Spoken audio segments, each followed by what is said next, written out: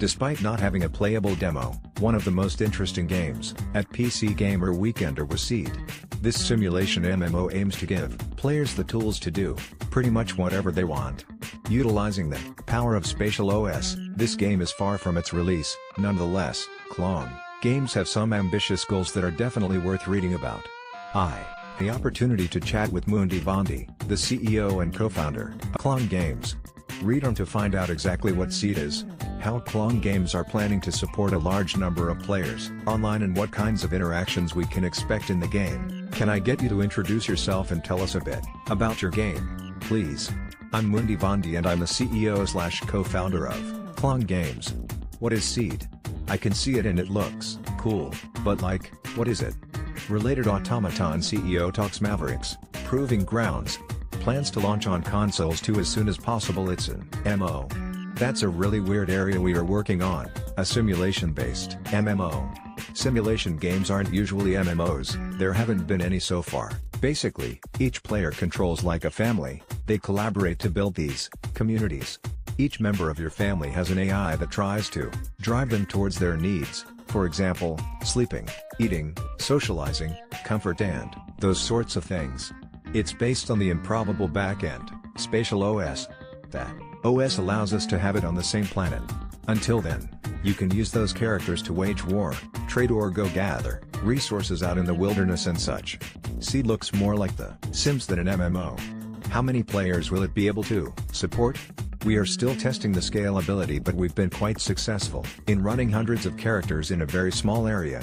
In theory, we can take everyone into the same world because it's basically a patchwork of servers, instead of your traditional single server, shared MMO, where everyone connects to the same server.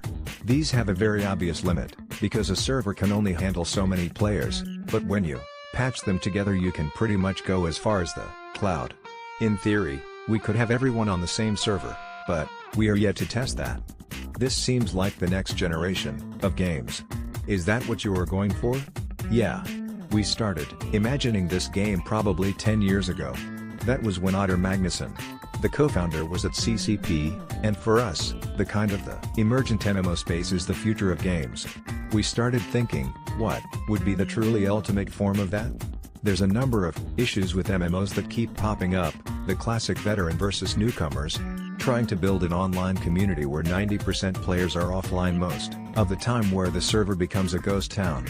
These kinds of problems are somewhat how we started to look at how you make a full-on MMO, which is lively and fun at any given time of the day. We are reducing the logistical error of having to call up your friends and say let's play now. Instead of doing that, we actually keep your characters simulated 24/7 in the game. There's no way of pausing or quitting, the game is always running. You can jump in and adjust things because you want to optimize the life of your character by telling him to work more or less, or building a new room in your house so you can encumber more characters in your family.